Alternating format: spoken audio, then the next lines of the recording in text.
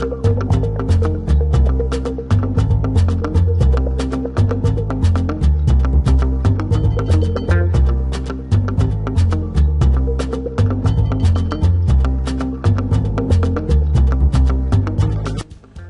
sur ce nouveau tutoriel de deviensphotographe.com. Aujourd'hui un petit tutoriel de 5 minutes, vous allez voir, ça change, pour une fois ce sera plus court. Nous allons voir en fait comment intégrer ou créer un preset ou si vous voulez des paramètres prédéfinis sur Lightroom. Vous avez ici l'interface Lightroom, nous allons dans le module développement ici. Vous avez ici en fait à gauche un certain nombre de paramètres prédéfinis que vous pouvez modifier comme vous le souhaitez. Vous pouvez en ajouter, vous pouvez les modifier, vous pouvez en importer. Sur internet vous pourrez trouver des millions de presets tout simplement en cherchant un peu. Je vous ai mis à la fin de l'article sur le blog qui présente cette vidéo en fait un certain nombre de liens qui vous permettront de télécharger un certain nombre de presets. Comme je vous le disais, il en existe des millions sur internet, il suffit de chercher un peu.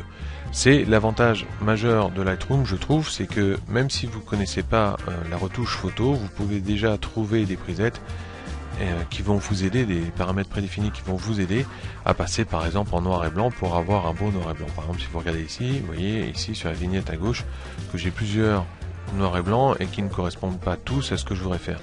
Par exemple, on évite de faire un noir et blanc rouge quand c'est une personne. Vous voyez qu'ici elle est trop claire au niveau de la peau. Donc par exemple, on va plutôt prendre un preset comme j'ai défini ici. Vous voyez ici avec beaucoup plus de matière. Donc comment en créer un? C'est assez facile. Si par exemple ici en fait je veux définir un certain nombre de paramètres ici, ce que je vais faire c'est que je peux changer par exemple l'exposition. Vous voyez ici, on va faire un peu n'importe quoi, mais on va changer ici le contraste, on va augmenter le contraste. Bon, du coup la photo ne ressemble plus à rien. Et je peux par exemple après passer en noir et blanc ici. Vous voyez qu'ici du coup j'ai un noir et blanc assez contrasté. Je peux par exemple la réclasser un tout petit peu. Voilà. Donc ce que je vais faire maintenant, c'est que les paramètres que j'ai fait là, on va dire j'en suis super heureux, je vais vouloir les modifier et je vais pouvoir les intégrer en fait dans mes paramètres prédéfinis pour pouvoir les enregistrer. Pour ça, rien de plus simple, je vais tout simplement venir ici sur paramètres prédéfinis. Je viens tout simplement ici sur le petit plus, j'appuie dessus et vous voyez que ça m'ouvre une fenêtre en fait où je vais pouvoir définir, sélectionner les paramètres que je veux enregistrer dans les modifications que je viens de faire. Comme j'aime bien ranger tout correctement, je vais commencer par créer en fait un nouveau dossier dans lequel je vais ranger ici mon preset. Donc je vais ici dans paramètres définis par l'utilisateur. Ce sont ici en fait tous les dossiers qui existent à gauche ici dans mes paramètres prédéfinis.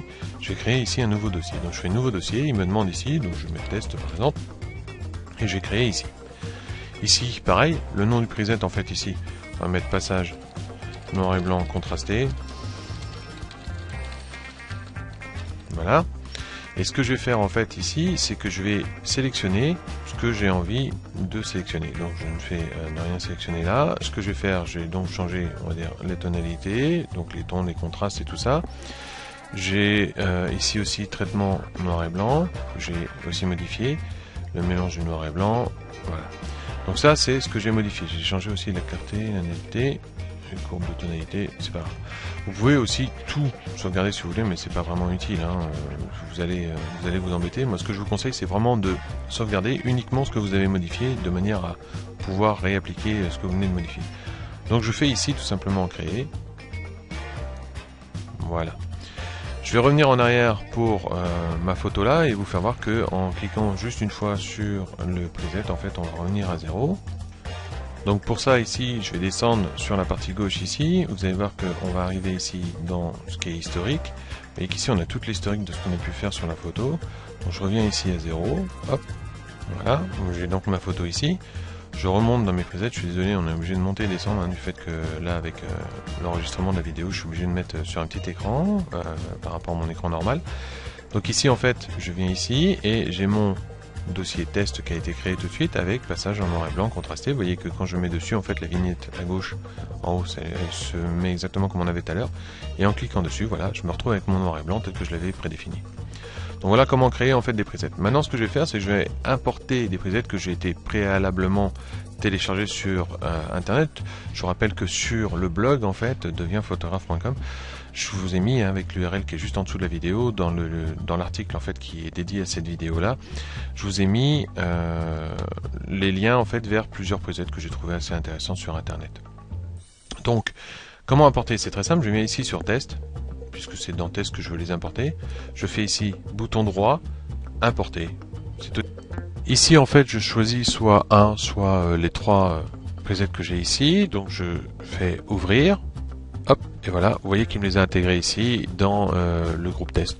Donc toujours pareil, il suffit de cliquer dessus pour les utiliser. Donc, vous voyez que là c'est pas des presets vraiment utiles pour le genre de photo là qu'on veut faire.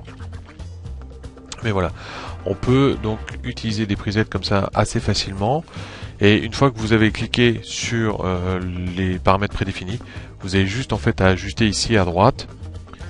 Par exemple ici, si je veux augmenter un peu l'exposition, si je veux augmenter, je sais pas, un peu les contrastes par exemple, il y a juste à finir en fait le pré-réglage qui a été fait par le preset. En fait, on peut définir ici et changer ici. Et voilà. Donc c'est aussi simple que ça. Je vous dis, hein, il y a des liens en bas de l'article qui a présenté en fait cette vidéo là sur le blog où vous pourrez télécharger un certain nombre de presets que je trouve intéressants. Voilà. À la prochaine fois.